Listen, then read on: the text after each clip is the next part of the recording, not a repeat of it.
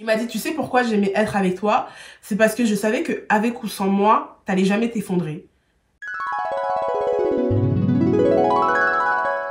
Bonjour mes amours, j'espère que vous allez bien. Bienvenue dans cette nouvelle vidéo. Ça y est, c'est le moment, c'est la fin du mois. C'est le dernier dimanche du mois de novembre. Qui dit dernier dimanche du mois, dit bien évidemment, bon, pas forcément bien évidemment, mais dit généralement chit-chat du mois. C'est-à-dire c'est notre moment introspection. Le moment où on réfléchit à notre vie et ce mois-ci, j'ai beaucoup de choses à vous dire. Parce qu'il y a pas mal de choses qui sont passées pour moi ce mois-ci. Il y a eu pas mal de réalisations, pas mal de révélations. Enfin, il y a eu tellement de choses. Je pense que ce chit-chat va être très profond. C'est pour ça que je me suis assise par terre. Je savais pas où le faire. J'ai réfléchi à toutes les pièces de ma maison. Je me suis dit, bon, tu sais quoi?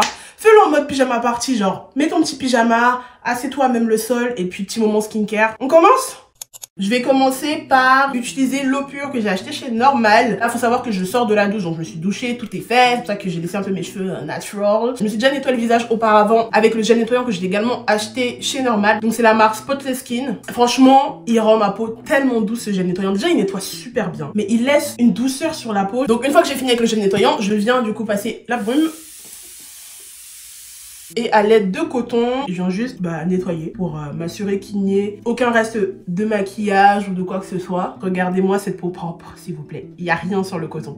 Alors, par quoi je commence? Ce mois-ci a été un mois, comme je vous ai dit, de réalisation de pas mal de choses. Il faut pas que j'oublie de faire ma skincare en même temps. Donc ouais, j'ai réalisé pas mal de choses et je pense que c'est surtout le mois où j'ai appris à faire le deuil. J'ai perdu pas mal de membres de ma famille, dans ma vie, hein, mon père, ma grand-mère, les oncles, les tantes. Mais au-delà de faire le deuil de personnes mortes, j'ai dû faire le deuil aussi de personnes vivantes, de personnes qui sont passées dans ma vie et qui ne sont plus là parce qu'ils ont décidé de partir ou parce que j'ai décidé de les éjecter de ma vie. Vu que j'étais tellement dans le rush à Paris, encore une fois, avec ma vie parisienne, j'avais pas le temps trop de réfléchir. Et maintenant que je suis posée et stable et calme à Rouen et heureuse, et là, je commence à réaliser que, ah ouais, merde, il y a telle personne qui est partie, il y a telle personne qui est partie. Enfin là, je réalise un petit peu plus les choses. Et j'ai pété les plombs. J'ai pété un plomb, justement, la semaine dernière, sur Instagram. Je me suis effondrée en larmes. Vous m'avez jamais vu pleurer. Ah si, on m'a déjà vu pleurer. Mais donc, du coup, j'ai pété les plombs. Et franchement, votre amour, vous imaginez même pas à quel point ça m'aide. Le petit message que vous pouvez envoyer, ne serait-ce que le cœur, que vous prenez le temps d'envoyer, et ça change tout. Ça change tout. C'est ça qui refait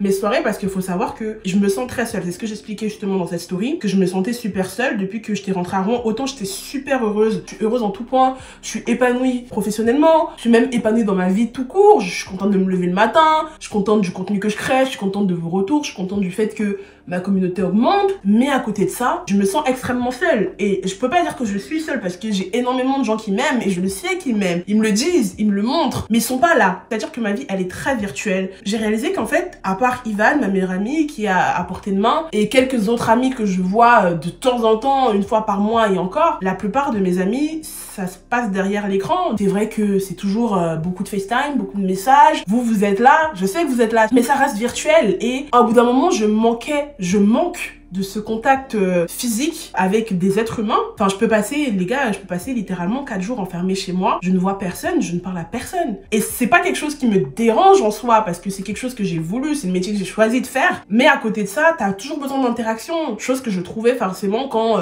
je devais aller au bureau et que j'étais avec des collègues. Mais là, tous mes collègues sont derrière leur écran. Toute ma vie est virtuelle. Je sais pas si vous voyez ce que je veux dire. Et donc bref, j'ai eu ce sentiment de solitude très très très profond qui m'a brisé le cœur parce que j'ai réalisé à quel point les choses ont changé. Je me rendais pas forcément compte parce que comme j'ai dit en story Instagram, j'ai quitté Rouen, j'avais 18 ans. Quand je partais, j'ai laissé mon groupe de potes, j'ai les mêmes potes depuis le collège. Je suis pas quelqu'un qui est un turnover au niveau amitié. Je me suis fait très peu d'amis après la seconde. Et quand je suis partie à Amiens, j'ai eu énormément de mal à me faire des amis à Amiens. Tout d'abord parce que c'était une nouvelle ville, les personnes dans ma classe elles étaient jeunes et puis j'avais pas forcément l'envie aussi de me faire de nouveaux amis parce que la vérité que je m'étais jamais avouée, c'est que je ne sais pas me faire des amis. Tous les amis que j'ai eus, la plupart du temps, c'est eux qui sont venus à moi. Je suis pas quelqu'un qui ait ce réflexe-là d'aller vers les autres. Si tu viens vers moi, je vais t'accueillir les bras grands ouverts et je vais te faire sentir que t'es importante pour moi, que tu comptes à mes yeux, mais je ne vais que très rarement vers les autres. Et donc bref, le fait d'être revenu du coup à Rouen et de réaliser que les choses ont changé, ils ont aussi leur vie, tout comme toi, et ça c'est absolument pas un problème en soi. Le plus dur a été d'accepter que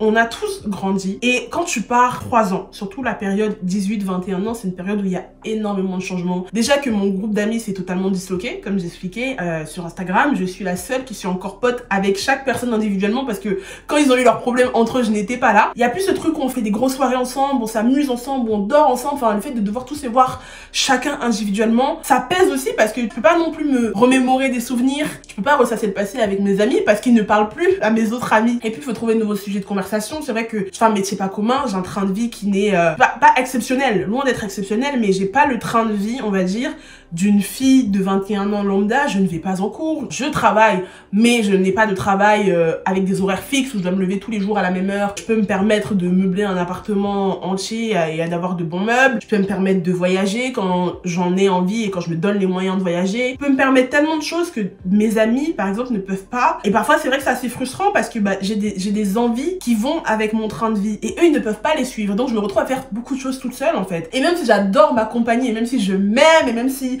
je sais que je suis quelqu'un de drôle et que je me fais rire toute seule, au bout d'un moment, t'as envie aussi d'aller au cinéma avec tes potes. T'as envie aussi d'aller au musée avec tes potes. T'as envie de voyager avec tes potes. Et toutes ces choses-là, je dois les vivre seule. Je me leurrais, j'avais gardé une certaine image de ces personnes et que ces personnes, tout comme moi, avaient eu des souffrances ces 3 dernières années et que elles aussi, elles étaient changées finalement. Et surtout de me rendre compte que les sujets de conversation ne sont plus les mêmes. On n'a plus du tout les mêmes centres d'intérêt en fait. Moi, j'ai développé un mindset et un profil plutôt investisseur, plutôt entrepreneur. Voilà, j'essaye de faire des choses. J'ai plein d'idées de projets en tête que j'essaye de mener comme je peux. Et puis le fait d'avoir des personnes à côté de moi qui n'ont pas forcément ces envies-là, et tant mieux, de toute façon, on peut pas tous être entrepreneurs dans notre vie. Je suis pas stimulée dans ces conversations et c'est vraiment pas de leur faute, hein. Et quand j'ai compris ça, ça m'a brisé le cœur parce que quand je suis arrivée, j'ai contacté tous mes anciens amis. Je me rendais compte que je me sentais plus à ma place dans la conversation, je me sentais pas stimulée, j'avais peur de dire mal les choses, chose que je n'ai jamais eu avec mes amis en fait. Et on devrait pas avoir peur de dire les choses à ses amis, mais j'avais peur de blesser, de peut-être être arrogante. Le moment où j'ai donc pleuré sur Instagram, je pense que c'est le moment où j'ai vraiment réalisé tout ça et qu'il restait 2 choix face à moi. Soit je décidais que l'amitié ne faisait plus partie de mes priorités, soit je me faisais des nouveaux amis. Comme dit ma mère, ton premier mari, c'est ton travail. J'ai regardé énormément de vidéos et je suis tombée sur la vidéo de Sleeping Beauty où elle parlait de l'amitié, de son rapport à l'amitié, où elle expliquait que elle a pas d'amis, elle en a peut-être 1 ou 2, qu'elle les voit très rarement parce qu'elle a décidé de mettre en priorité dans sa vie son travail, sa famille et son couple. Et qu'elle le vivait vraiment pas mal dès lors où elle a pris la décision que l'amitié ne ferait plus partie de ses priorités. Et je me suis dit, ouais, c'est quelque chose qui me conviendrait plus parce que en soi, c'est pas comme si je me sens seule quand je travaille. Quand je travaille, je suis tellement heureuse de travailler, je suis tellement heureuse d'être derrière mon écran tout le temps à vous monter des vidéos, à trouver des idées de projets. Regardez juste à quel point ma peau brille. Bref, depuis que je suis là, en vrai, je vois personne. Je le vis pas mal, en fait. C'est juste qu'il y a des moments où, ok, j'ai besoin de contact humain. Et en fait, ce contact humain que je veux, ce n'est même pas forcément un contact humain amical. C'est juste du contact. C'est juste d'avoir quelqu'un physiquement avec moi parce que, comme je vous ai dit, tout est virtuel dans ma vie. Et donc, bref, j'ai pris la décision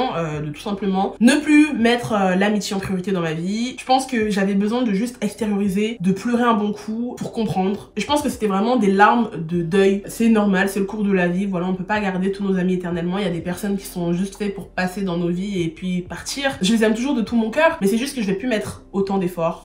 On passe à la crème solaire. Donc la crème solaire également, ça vient de la boutique coréenne. Et franchement, elle n'a pas menti la dame. Il n'y a vraiment aucun fini gras. Donc après, le second deuil que j'ai dû faire, c'est le deuil de ma grand-mère. Ma grand-mère est décédée depuis plus de 2 ans. Et jusqu'à présent, je croyais que j'avais fait le deuil. J'étais persuadée que j'avais fait le deuil. Pour ceux qui ne le savent pas, elle est décédée d'un cancer. Un cancer qui a duré quand même 5 ans. Et donc je l'ai vue partir progressivement. J'ai eu le temps de lui dire au revoir bien avant qu'elle décède.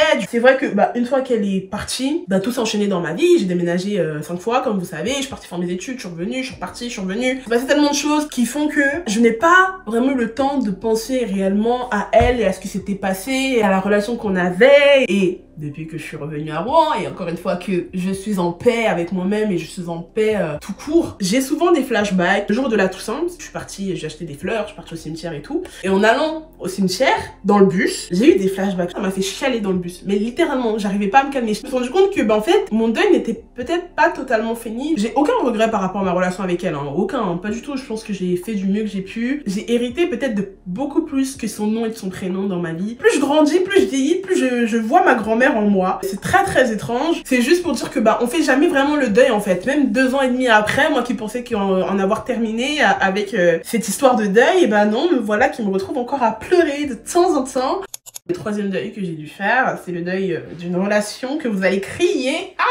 Vous allez crier les anciens. Vous vous rappelez mon ex avec qui j'étais partie à Barcelone? Eh bien, j'ai dû faire le deuil de cette relation, mais genre que maintenant. Je pensais que j'en avais fini, encore une fois, avec cette relation, parce que c'est moi qui avais pris la décision de partir. Et il faut savoir que cette relation et ce mec me hantent depuis 2 ans. Je me suis rendu compte que peut-être c'était pour ça que j'avais cette petite peur de l'engagement dans toutes mes relations actuelles. Dès que ça devient trop sérieux, dès que le mec me montre un peu trop d'amour, un peu trop d'affection, ça me fait stresser en fait. J'ai l'impression que je vais lui faire de la peine. On a eu une conversation il y a plus de 9 mois sur Twitter où on a mis les choses au clair. Il m'a expliqué que c'était pas de ma faute, que lui il était juste pas prêt et que si je l'avais rencontré à l'heure actuelle, il aurait pu me combler de bonheur. Donc franchement ça m'a aidé d'avoir cette conversation avec lui. En fait j'arrivais à passer à autre chose dans le sens où je sais que je n'ai plus envie d'être avec lui, mais j'ai tellement kiffé cette relation, j'ai tellement été heureuse avec lui et j'ai que des bons souvenirs malgré tout, que c'est mon point de repère en fait. On s'est bloqué de partout mutuellement, il m'a bloqué Twitter, moi je l'ai bloqué d'Instagram, etc. Et l'autre jour j'allais sur Doctolib, je voulais prendre un rendez-vous avec un dentiste et là je vois son nom parce que quand on était parti en Espagne, j'avais pris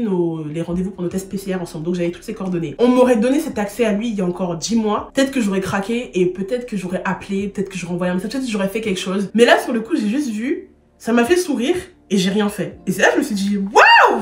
Lizzie, t'as passé un cap là. J'ai pas craqué et je l'ai pas recontacté parce que j'ai compris que c'est bon, c'était fini en fait. Je sais pas si c'est cette relation, je sais pas ce qui m'est arrivé. J'ai toujours pensé que j'avais pas forcément de traumatisme en amour parce que j'ai toujours été assez chanceuse en amour, je trouve. Mais c'est toujours moi qui partais, c'est toujours moi qui prenais la fuite. Je savais que j'étais très instable, que le moindre petit truc pouvait me faire partir, que je pouvais pas rester en place. Mais à chaque fois que je rencontre un garçon, il s'attache hyper vite à moi et ça me fait peur. Je suis tombée un peu dans cette matrice de me dire que c'est trop tôt. Et pourtant, je sais qu'il n'y a pas de trop tôt en amour. Il y a des gens que tu peux rencontrer en un jour, tu sais que c'est eux, t'as envie de tout faire pour eux, voilà. Et je tombe beaucoup sur ce genre d'hommes en ce moment qui me rencontrent et qui sont déjà prêts à tout, qui veulent tout me faire et tout. Moi, je suis juste en mode, mais ça fait un jour qu'on se connaît, c'est pas trop tôt. Et je sais que c'est pas trop tôt en soi. Parce que quand tu trouves la bonne, tu le sais. Je suis dans ce truc de, au bout de 6 mois, il faut faire ça, au bout d'1 an, il faut faire ça, au bout de 3 ans. Enfin, je suis très millimétrée, je suis devenue très millimétrée au fur et à mesure et surtout très contrôlée et très cadrée dans mes relations humaines et surtout dans mes relations amoureuses. J'ai beaucoup de mal à me lâcher, je n'arrive plus à lâcher prise en amour. Je suis beaucoup trop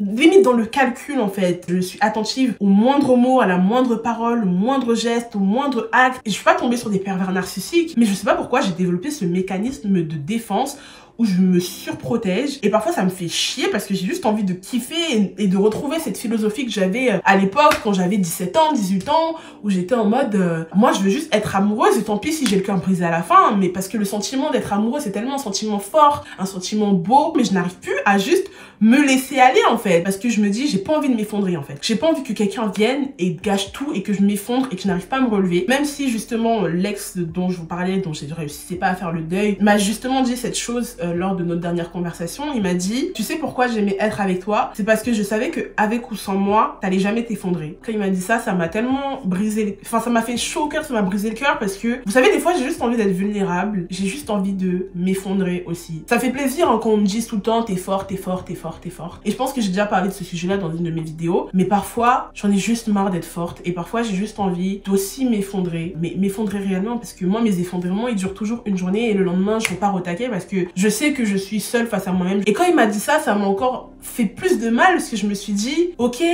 je suis forte, mais ça veut dire quoi? Ça veut dire que t'as pas fait d'effort pour sauver notre relation parce que tu savais que avec ou sans toi j'allais réussir.